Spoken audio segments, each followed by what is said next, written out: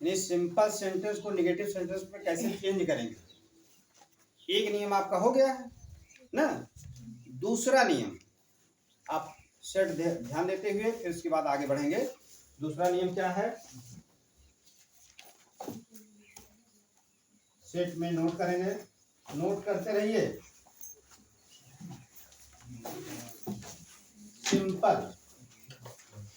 Simple sentence में ध्यान दीजिए, जब आप देखिए yes for subject, yes for subject, subject के तुरंत बाद वर्ब फर्स्ट, जब आप देखेंगे सब्जेक्ट के तुरंत बाद वर्ब फर्स्ट और प्लस ऑब्जेक्ट कर्म, ये कौन सा टेंस होगा, प्रेजेंट इंडेफिनिट टेंस।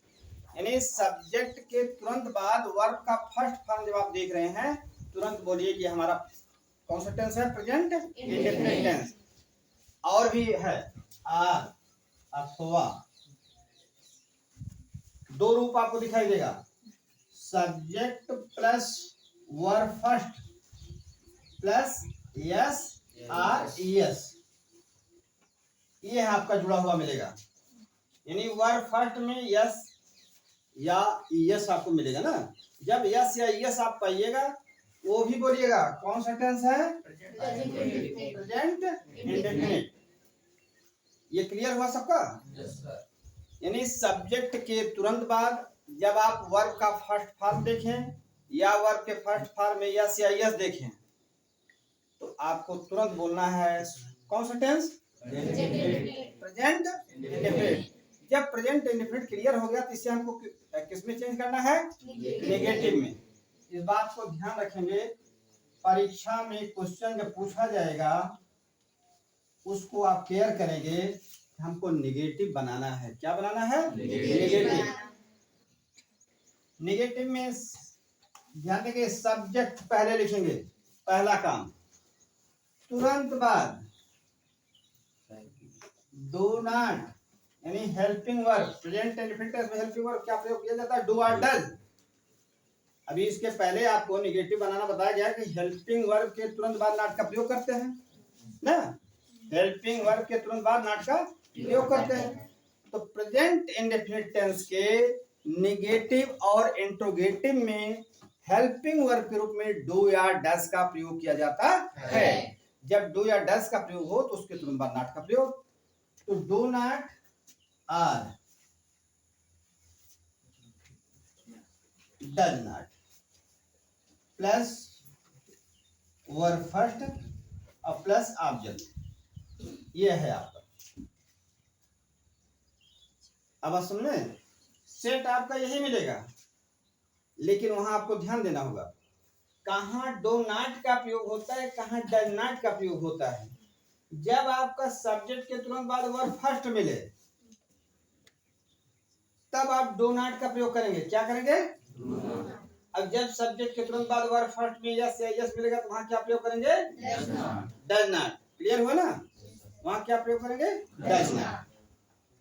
और डू या डज के साथ जब डू या डज का प्रयोग हो जाता है तो वर्ब फर्स्ट में यस या यस का प्रयोग नहीं किया जाता है। नोट,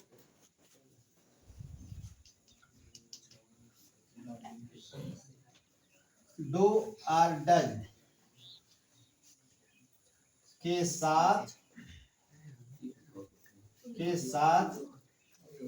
वर्ब फर्स्ट में यस और यस अथवा यस का प्रयोग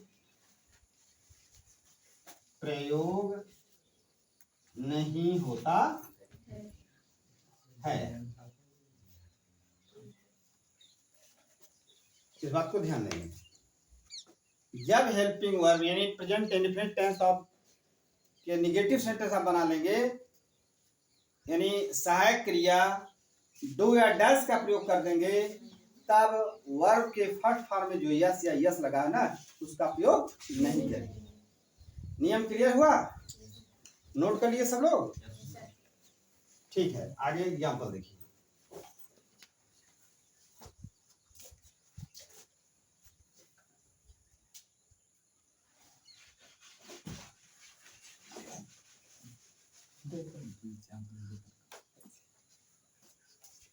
एग्जाम्पल में he goes to school, क्या he goes to school,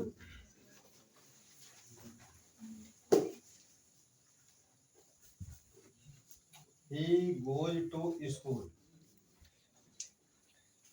किसी भी सेंटेंस को आपको अगले सेंटेंस में चेंज करना है तो सबसे पहला काम हम टेंस ही पहचानेंगे, उसका टेंस क्लियर करेंगे। तो जब सब्जेक्ट ही है, सब्जेक्ट के बाद गो में यस लगा है, गोज है ना, अब गोज लगा है तो आपका क्लियर हो गया कि हमारा प्रेजेंट इंडेफिनिट टेंस है। निगेटिव बनाना शुरू कर दीजिए। N for negative, short form ही के साथ डज नॉट। जैसा कि आपको बताया गया ना कि जब आपको ये रूप मिलेगा, इसके पहले जो सेट बताया गया कि वर्ब फर्स्ट में यस या यस दिया रहेगा, तब आप डज नॉट का प्रयोग करेंगे।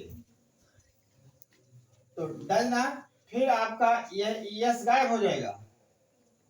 गो टू स्कूल, क्लियर हुआ ना। ऐसे भी इस प्रकार से कोई भी वाक्य है आप आसानी से उसे क्या बोलते हैं कि निगेटिव चेंज कर सकते हैं। अगला उदाहरण, नेक्स्ट एग्जाम्पल, इसको लिख लिए सब लोग, नोट करते रहिए।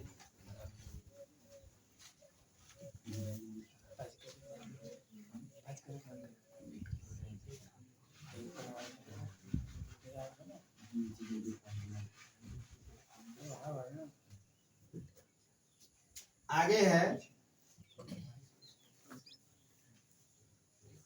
आई read the Ramayana, I read the Ramayana. Subject इसमें क्या है? आई। सब्जेक्ट क्या है? आई। बोलने में भी आपको समस्या हो रही है, हाँ? गले में खिंच खिंच, हाँ, तो ध्यान दीजिए। सब्जेक्ट आई, आई के बाद क्या है? रीड। रीड क्या है? Verb first. क्या है? Verb first. ये कौन सा टेंस हुआ? Present indefinite. तो यहाँ शुरू कर दीजिए नेगेटिव बनाना। आई जब आपका वर्ब फर्स्ट है तो आई के साथ क्या लगेगा?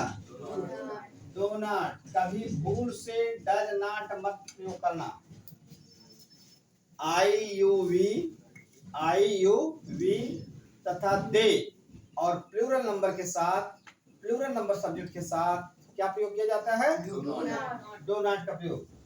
आई do not read the Ramayan.